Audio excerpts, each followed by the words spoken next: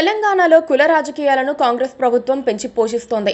ఇందులో భాగంగా ప్రజల్ని, ముఖ్యంగా బీసీ ప్రజల్ని సభ్యపెట్టేందుకు ప్రయత్నం చేస్తోంది. అందులో భాగంగా కులగణన నివేదికను విడుదల చేశారు. తెలంగాణ జనాభాలో 46.25% మంది అంటే 1,64,00,000 మంది బీసీ వర్గాలకు చెందిన వారు ఉన్నారని సర్వేలో వెల్లడైంది. ముస్లింలలో కూడా బీసీలున్నారు. వారి సంఖ్య 35,76,588గా తేలింది. 10.08 జనాభాలో వీరి శాతం. ఈ మొత్తం కలుపుకుంటే అన్ని వర్గాల్లోని బీసీల సంఖ్య 56%గా ఉంది.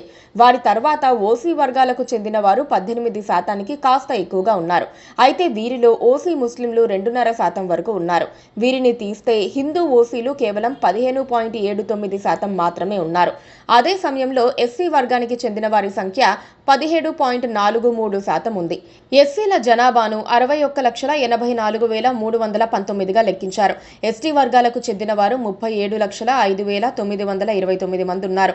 వీరి పర్సెంటేజ్ 10.45%. ముస్లింల సంఖ్య 44,57,012. వీరి పర్సెంటేజ్ 12.56%. బీసీ ముస్లింలను విడిగా లెక్కించారు. మొత్తంగా 96.9% తెలంగాణలో ఉన్న సర్వే చేశామని 3,54,77,554 మంది వ్యక్తుల వివరాలు తీసుకున్నామని ప్రభుత్వం ప్రకటించింది. 1,00,000 ఇళ్లకు తాళాలు వేసి ఉన్నాయని, మరో 1,68,000 కుటుంబాలు తమ వివరాలు ఇవ్వడానికి నిరాకరించాయని ప్రభుత్వం తెలిపింది. తెలంగాణ స్థానిక సంస్థల ఎన్నికలు నిర్వహించాలనుకుంటోన్న ప్రభుత్వం బీసీలకు 42% రిజర్వేషన్లు ఖరారు చేయాలనుకుంటోంది. ఈ కులగణన నివేదికను అసెంబ్లీలో పెట్టి ఆమోదించనున్నారు. అయితే అసెంబ్లీలో పెట్టి ఆమోదించినంత మాత్రాన ఎవరి జనాభా తగ్గట్లుగా వారికి రిజర్వేషన్లు కల్పించలేరు. ఎందుకంటే చట్టపరంగా అది సాధ్యం కాదు. రాజ్యాంగ పరంగా అసలు సాధ్యం కాదు. బీహార్లో నితీష్ కుమార్ ప్రభుత్వం ఎన్డీఏలో చేరే ముందు కులగణన చేశారు. బీహార్లో కులాలపై సమగ్ర సర్వే జరిపిన రాష్ట్ర ప్రభుత్వం ఎస్సీ, ఎస్టీ, ఓబీసీ, ఈబీసీల జనాభా ప్రాతిపదికన రిజర్వేషన్ కోటాను 50 నుంచి 65% పెంచుతూ కొత్త చట్టాన్ని తీసుకొచ్చింది. రాష్ట్ర ప్రభుత్వ ఉద్యోగాలు, విద్యా సంస్థలలో ఈ వర్గాలకు రిజర్వేషన్ కోటాను 50 నుంచి 65% పెంచుతూ గెజెట్ నోటిఫికేషన్ను నితీష్ కుమార్ ప్రభుత్వం జారీ చేసింది. అయితే నిర్ణయాన్ని పాట్నా హైకోర్టు కొట్టివేసింది. రిజర్వేషన్ కోటాను పెంచుతూ 2023 నవంబర్లో రాష్ట్ర ప్రభుత్వం తీసుకొచ్చిన చట్టం చెల్లదని స్పష్టం చేసింది. రాజ్యాంగంలోని 14, 16, 20 అధికరణలను రాష్ట్ర ప్రభుత్వం తన గెజెట్ నోటిఫికేషన్ ద్వారా ఉల్లంఘించిందని తాము చేసిన వాదనలపై విచారణ జరిపిన హైకోర్టు స్పష్టం చేసింది. కులగణన ఆధారంగా తాము రిజర్వేషన్ కోటాను పెంచినట్లు రాష్ట్ర ప్రభుత్వం వాదించింది.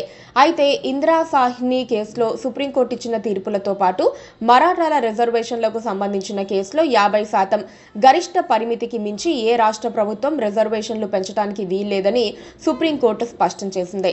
ఇప్పుడు తెలంగాణ ప్రభుత్వం బీసీలకు ఈ కులగణన నివేదిక చూపించి 42% రిజర్వేషన్లు ఇచ్చినా కోర్టులో ఇంతకంటే భిన్నమైన తీర్పు వచ్చే అవకాశం లేదు.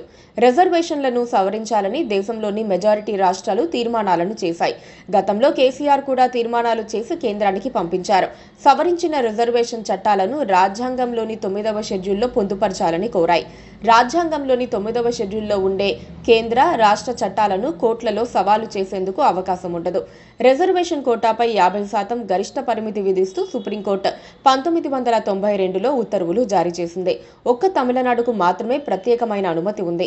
అలా తమకు 9వ షెడ్యూల్ ద్వారా అనుమతి ఇవ్వాలని కోరుతున్నాయి. తెలంగాణ ప్రభుత్వం అలా చేయించగలిగితేనే రిజర్వేషన్లు ఇవ్వగలుగుతుంది. కానీ అది అసాధ్యం. Please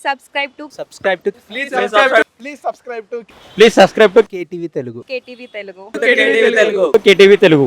KTV Telugu channel.